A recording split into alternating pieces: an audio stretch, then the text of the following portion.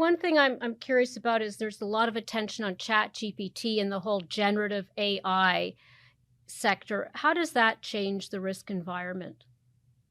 So, ChatGPT is the manifestation of mainstream AI ML coming to market.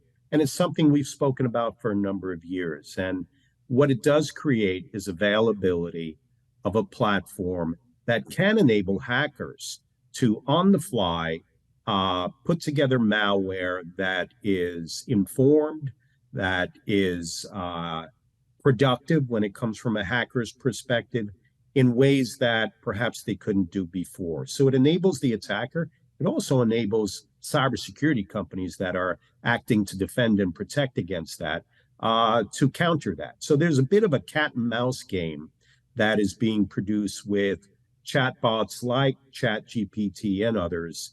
And we'll continue to see that over the course of the next 5 years. It'll only get more sophisticated on the hacker side, utilizing machine learning and AI, and it'll only get more sophisticated on the defense side to defend and protect against that. So it's a theme you're going to see over the next 5 years and over the course of this decade, the sophistication of machine learning and AI and how that complements hackers and defenders' capability to play in this arena.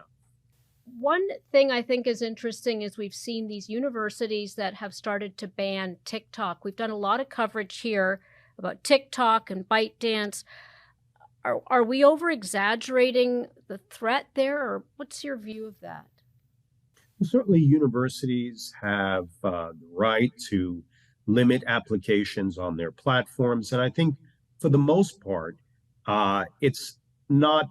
It's only limiting what's on that university platform. So they're not telling students that they can't use these applications off campus and off campus Wi-Fi.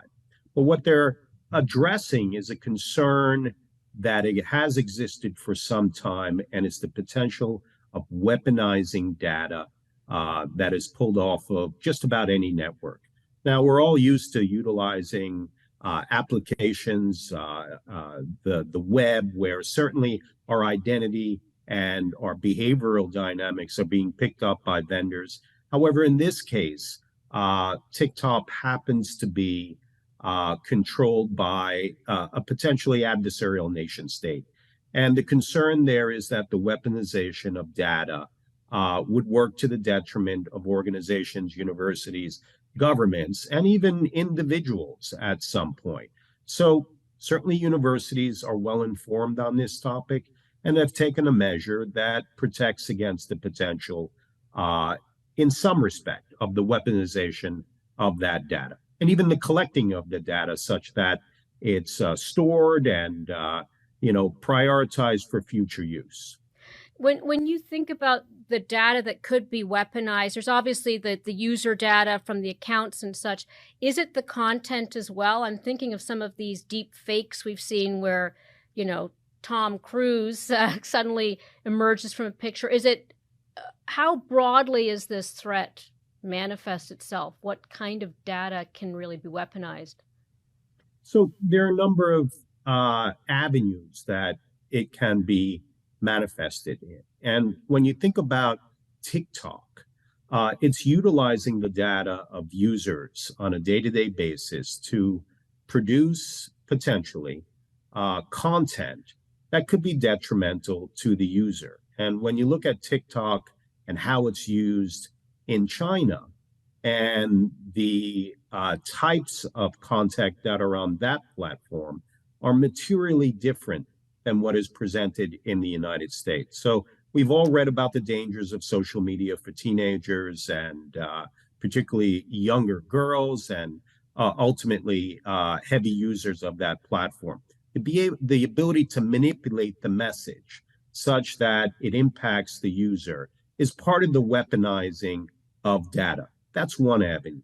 Another avenue is the ability to identify location, behavioral dynamics that potentially down the road could be helpful to adversarial nation states, hackers, and criminals in being able to enable good old hacking capability. And, utilizing machine learning and AI on top of that weaponized data can increase the severity and impact of attacks going forward. So And it is a meaningful issue, and certainly, again, governments and universities have the right to limit it.